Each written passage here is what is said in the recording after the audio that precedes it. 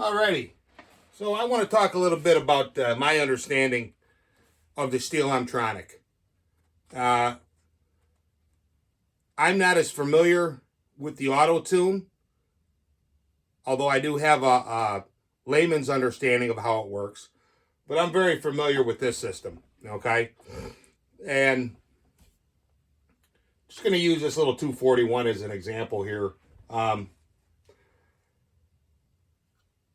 Basically, the carburetor on this saw is the same carburetor that's on a regular saw.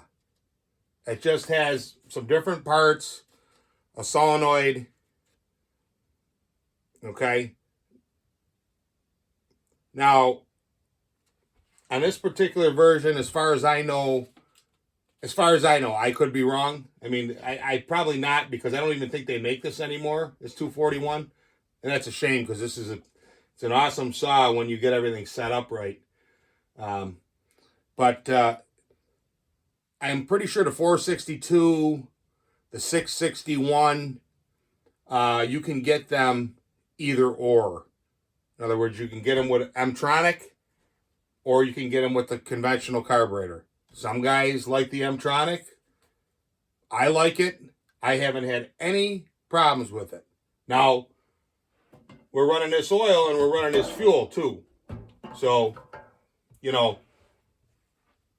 that may have something to do with it. I mean, as a segue here, I just watched a video of a guy over 3,000 hours on his chainsaw, and that's all he was running. He was actually running Moto Mix too.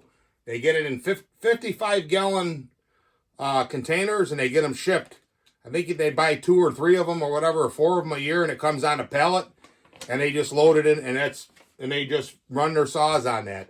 3,000 hours, and I mean, it looked brand new. I talked to a couple mechanics over there. Everything is pretty much just lifetime. The seals, the bearings, as long as you don't get dirt in there, it like, and like I said, guys are talking about, this fuel, and I've been running this for 7 years, man. I've got a minimum of 250. I might even have 300 hours on this saw. Okay.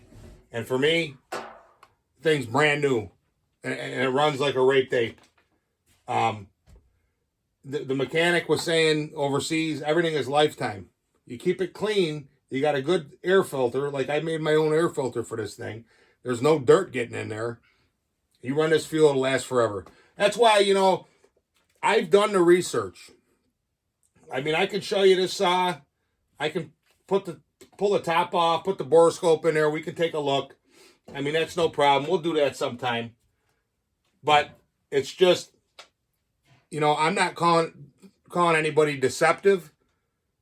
But in my area, if I run an oil and on one of these older saws, say one of these older Husqvarnas, and I just run pump gas and a mix oil, whether I use this or whatever, within 10 hours, it's already starting to carbon up. Which is fine, I mean, but that's time. That's extra time that you got to tear the thing apart, because that carbon, you get them little balls in there, and, that thing, when it's whipping around, it breaks free. That's what causes damage. That's what causes your cylinder to go. That's, it's all kinds of crap that I don't want to deal with. Some people, it doesn't make sense. But like I said, I would like to see, because these you can plug in. But these other saws, you can't plug in. And guys are just slapping them on the bench saying, yeah, I got 500 hours out of this. I got 800 hours out of this. But then when I look at another video from somebody else with the same saw, it's got 150 hours and it's blown up. So I'm not saying these people are being deceptive. But what I'm saying is, if you're going to do a test, you need to have more than, this is my opinion. Okay? Because there's just too many bullshit artists, charlatans here, that, they're just spewing garbage. I'm not saying my information is 100%, cash register perfect every time. I'm trying to give you the best information I have. If I'm not infallible. I could make an error. But I try and research before I give you it so I can give you the straight goods. But anyways, getting back to the getting back to the saw here. You can get, like I said, different models. You can get the carb, mtronic. To me, the mtronic's better. Basically in here, what you have with the solenoid is a little man with a screwdriver, okay? And that little man is constantly adjusting for a target RPM, okay? I think up to 30 times a second, all right? Every once in a while, she'll send out a lean pulse just to check, okay? So the engine is looking for a canned ham. And if it gets above that canned ham, okay, it says we're running a little bit leaner than we want to, and it adds fuel. So that little man goes in there, and it makes it a little richer. And then when the RPM drops down, okay, says, well, we're not at enough RPM. We need to lean the mixture to bring the RPM back up. So the little man, and that's it, really. I mean, there's no provision for engine temperature. There's no solenoid on the cylinder that feeds fuel. So who's ever saying that is, you're not dispelling any myths there. You're just have the wrong information. It can sense the outside temperature, but that's just bimetallic. I mean, that's the same thing in your thermostat. Just bimetallic. It can. That's how it senses it. There's no gauge or probe or anything that's hooked up to the cylinder or anything. That's not.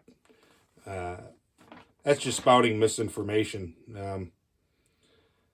Now, another thing guys were talking about was the fact that, that these go out of tune.